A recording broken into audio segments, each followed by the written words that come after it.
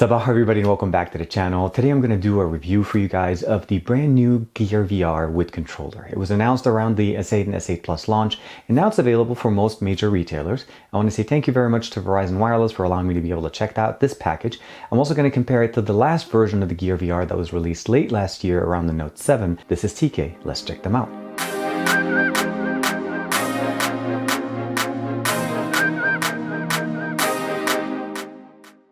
I'm going to start off by showing you guys, this is the Gear VR with controller, and here is the controller itself.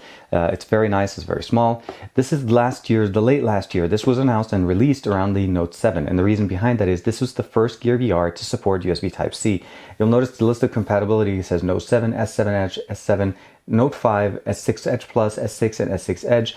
I can also confirm that it would work with the Note 4 and some of the earlier devices. As long as you can use the micro USB, it'll fit. It may not be the best fit, but it will work. As far as the new controller or the new configuration, again, we are getting a brand new controller, which is a very nice addition to the system. We have a volume up, volume down, a back button and a home button, and then a navigation / controlling D-pad, and of course a trigger at the top. It is powered by a battery. This is not the way where we have it with the Daydream View, where it's USB Type-C rechargeable battery. You can replace these two batteries. They do come in the box. You could just put them in and start playing. Now, both controllers are pretty much about the same size. They're supposed to be small, pocketable, and very easy to use. They both have a D-pad configuration, clicking on both sides. Now we have a home and back, and then home and, well, I guess this would be back.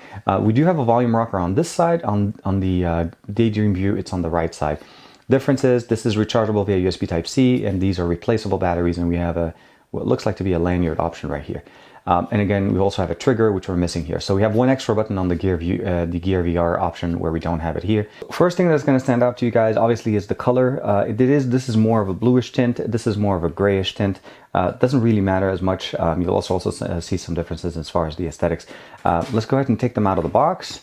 Here is the brand new Gear VR. The cover is pretty much the same we had last year. You just unclock it, remove it, and the faceplate is actually removable now. You no longer keep it on as we used to have it in the original version. The device will fit inside. It does come pre-set up with the USB Type-C connector, but we are able to snap that off. So if you unclick, take it off, you can actually replace it with the micro USB one, as it is compatible with the micro USB one. It has the same compatibility list as the one from last year. The only difference essentially is that, you know, they changed the design of the box. And it starts off with USB Type-C. The clasp is pretty good. We have some offsets here to be able to configure the different size devices. On the bottom, we have a couple of vents, the USB Type-C power, you're able to do pass-through power. We still don't have a nose piece. This gives us a little bit of offset. It's nice, it's foamy. On the inside, we still have the vents that are on the bottom, the optics right there, the sensor right there is still in the same spot, and then of course a little bit of an offset there. We have a clamp on the top to be able to clamp the strap, as well as one on the right and one on the left, and it is configured in rubber here, and you're able to remove it and clean it. It's Velcro put on. We have a jog dial here to be able to adjust the optics, to be able to make sure the picture is clear. Nothing on this side. We only have is the branding, and on the back, on this side, we still have pretty much the same controls. Volume up and down, the D-pad configuration here, and then the touch point, and then back and home. Got some instruction information, so all the cables that you'd need. We have a strap for both the controller and for the head strap, the USB Type-C adapter with a USB Type-C to the USB Type micro USB adapter, as well as a lanyard directly for the controller, and another one just to be able to strap it on. Now, as far as the optics, we didn't really lose much. If I remove the top plate, we can notice that pretty much the same offsets are there. Same button configuration, power connectors. On the bottom, we get the same options. Again, just slightly different color. The jog dial on the top with the vents, and then when we get into the optics and what we get on the inside, it's pretty much the same exact thing. So this is pretty much how you configure it. The controller does have a pocket here, so you do add this additional piece, and let's put it in. So whenever you're not playing with the Gear VR, the controller will sit right there. You don't have to lose it, you don't have to worry about it, and it does carry well. What I want to mention to you guys, obviously, is that you do want to take them out of your cases, as they are not intended to be played with in cases. So let's go ahead and put in the S8, and you just have to, first you have to unlock your device. If you don't, it's going to prompt you. It does actually have a pretty good fit, but this being the smallest of the two devices, it's going to basically give you a little bit of a light bleed. Now, I don't notice it too much. When I'm playing, I forget about the fact that there's a little bit of light bleed, but when you're just looking at black backgrounds and changing different scenes, there's a little bit of a light that comes in from the top, sometimes from the bottom. It's hard to kind of ignore because it does exist. I do want to mention though, you will forget about it the moment the experience starts playing around, because you're not going to really see it anymore. And once you have it unlocked, it's going to launch the experience by itself. It'll prompt you to install the Oculus application if you haven't installed it yet, and then snapping it on fits exactly the way it's supposed to. You'll notice it takes all of the width. Even though it just sits kind of tug, it's very, very tight.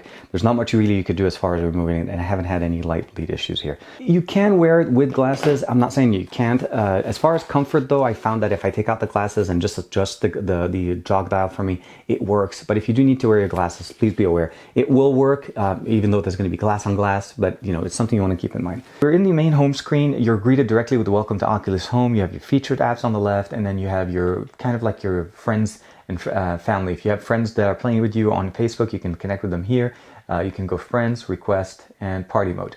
On the left side, you have the ability of going into tutorials, which turns on by default. Then you're able to go into the store to be able to download more games or buy games. The main thing with the controller, sometimes it does lose sync. So if you position it in the middle and then you press and hold, it'll do a circle real quick and then just recalibrate to whatever pointed direction that it's in. Clicking on it gives you access to more applications. You can go and you can see these are the things I have installed on my device. It does give you the information to be able to see, you know, if you have any updates, you want to update them. It does have an internet browser, which is built in, and you can browse it using the built-in Samsung browser, which you are able to update and install different things. You can go to Instagram, Facebook, YouTube, Vimeo. I went ahead and loaded Gunjack. I'm in the game. You guys could see I've been playing a few rounds. Let's go to B1 here and see how bad I'm going to get my ass kicked.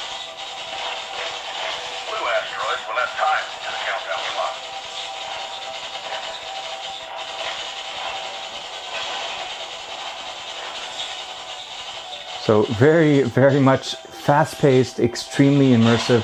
Definitely recommend it if you want to wear a headset to be able to play with this, as it gives you the best experience with sound. And of course, have some room where you're sitting, because you are going to turn around without realizing that you have, especially when you're playing games. There it is, mission complete. You got us through the worst of the storm, mate. Time to come back inside. You have the ability to change the controller, the volume. You have different levels that you can unlock. And it says to interact with dolphins, just swipe down. And all it's doing, it's bringing these little loops so that the dolphins can swim through. Essentially just interacting with them. And as they go through, you're able to basically make them go away. So this one's gonna... And he went through. So now you can just destroy it by hitting the trigger. And the same thing, you can bring in more. By far, one of the best experiences you can get on a Gear VR right now, or any kind of mobile VR experience, is the Gear VR. I haven't seen any other experiences, even if you just buy the fancy cardboard boxes that you pick up at, let's say, Amazon or some of the other experiences. They're pretty much just a cardboard, which is a Google Cardboard experience, but with just some additional things that you can play with it. Here, it's an entire ecosystem. The games have been updated to now we actually have a lot more functionalities, a lot more games, a lot more, just opportunity to expand. And the price point is not that high, about $99. If you did pre-order the Samsung the S8 or the S8 Plus, you do end up getting one of these Gear VRs with controller for free, so you don't even have to pay for it. And they did that kind of last year. They generally do that with the launch of a device. But as far as the experience of what you get, if you do have the one from last year and you picked up the S8 and you don't get the Gear VR, just pick up the controller.